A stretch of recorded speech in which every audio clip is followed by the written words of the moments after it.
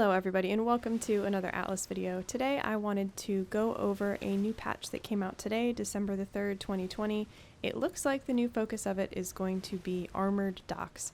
So in the background I am going to have gameplay footage of me putting down one of the large armored docks so I can better explain what's going on with this patch. Before we get to the large armored dock, there was a small armored dock that was added. It is suitable for protecting schooners and sloops. It can be crafted at a smithy after learning the intermediate shipwright skill in the seamanship tree.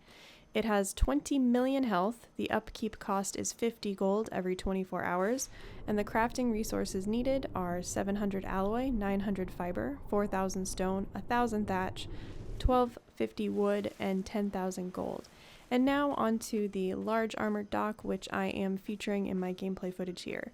The large armored dock will have 30 million hit points. The upkeep cost for a large armored dock will be 150 gold every 24 hours. And it will cost 50,000 gold just to craft one of these things. The idea behind armored docks is that they are a safe place for an anchored ship. NPCs and tames on protected ships can no longer be damaged. There was a new protection icon added that replaces the anchor icon above the protected ships, which I will show a little bit later on in this video footage. Ships can now anchor inside an armored dock even if the dock is placed in deep water, which my dock in this video is placed in deep water. Ships must not have received or dealt damage for at least 5 minutes before receiving protection from an armored dock, so that does kind of make sense. Armored docks can only protect one ship at a time. Later on in this video I show myself putting a brig in and then trying to fit a schooner in behind it, but only the brig had the protection icon on it, which means that obviously the schooner was not protected and anything on the schooner would be vulnerable to an attack, whereas if I kept all of my tames and resources on the brig, I should be pretty safe. There were a few other updates with this patch, one of which being the fact that the price of a brigantine went from 25,000 gold to 18,000 gold, as well as the max level of common ships was increased from 42 to 50. The developers also tweaked markets and the trade system a little bit. There were some new resources added for trading, including rushes, oil, salt, consumables like wheat, maize, ale, and grog, and others, including cannonballs, large cannonballs, gunpowder, fire gel, blasting powder, organic paste, and fertilizer. There were a few bug fixes that were done, one of which included fixing some of the server latency issues, as well as the fact that trade routes were not calculating distances properly between markets, and disconnected markets are no longer shown as candidates in the market list. Something that has been going on for a while is that players from different companies have been able to disable other players' warehouses and farmhouses, but now warehouses and farmhouses can only be enabled or disabled by players within the same company. And we're getting a little bit of experience back because the developers have restored experience rewards to the standard Golden Age Army of the Damned Soldiers.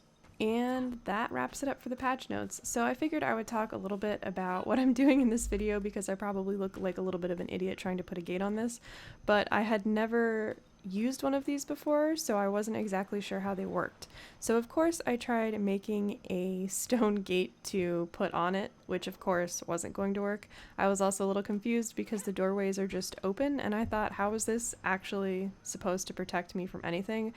But then I went ahead and spawned in a brig in single player, by the way, because I cannot for the life of me stay connected to the official PvE server. Sometimes it's the ping, sometimes it's crashing, I've lost ships. At this point, I think I'm just going to stick to the single player version of the game until I go in the Discord and I don't see people complaining about disconnecting all the time. And of course, it's always the vocal minority that is going to be heard, maybe more than the people who are actually having fun and enjoying the game. But unfortunately, I have wasted a lot of time on the PvE official instead of actually being able to play. So I figure single player is going to be the way to go for my update videos for now.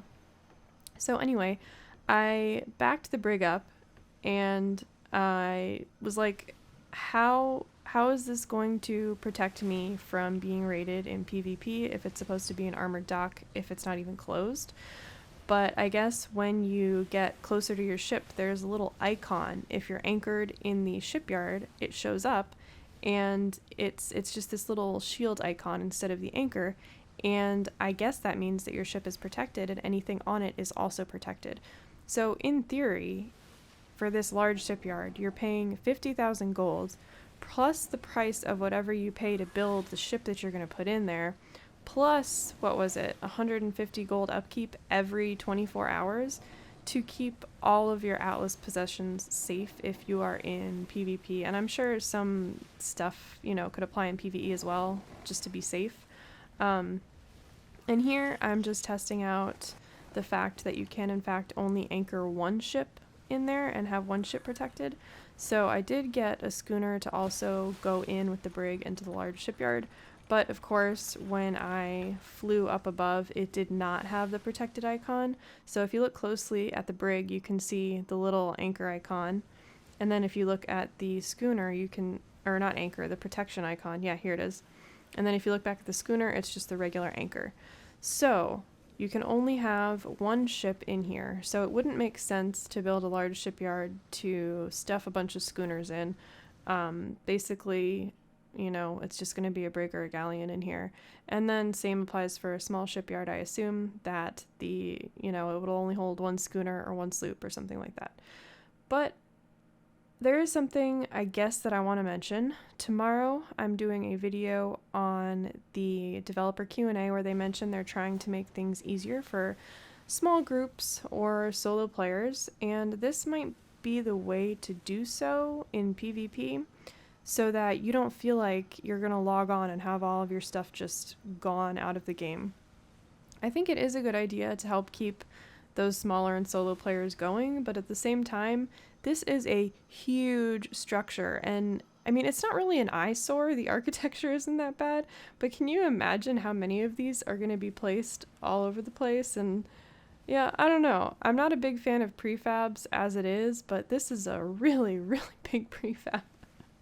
But I think the idea is correct in letting players try and hang on to their hard-earned ships. Another note on that, there are some crazy issues going on the servers right now as far as ships disappearing across borders.